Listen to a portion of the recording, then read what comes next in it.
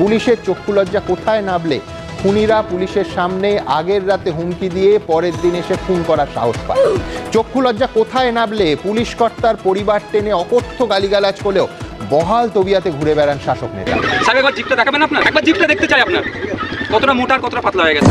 পাড়ায় পাড়ায় সিন্ডিকেটের দাদাগিরি, রাজনৈতিক ছাতার তলায় থাকা মাস্তানদের দাদাগিরি, এলাকায় এলাকা প্রকাশ্যে মদ্যপান, কোথাও কোথাও জুয়ার ঠেক, প্রতিবাদ করলেই চূড়ান্ত আক্রমণ।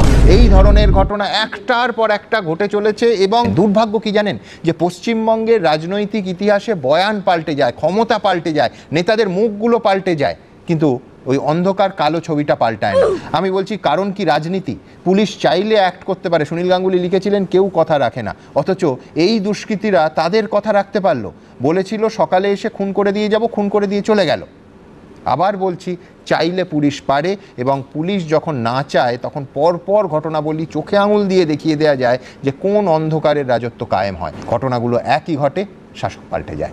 क्या बात है सर, क्या बात है सर, क्या बात, ये बात है।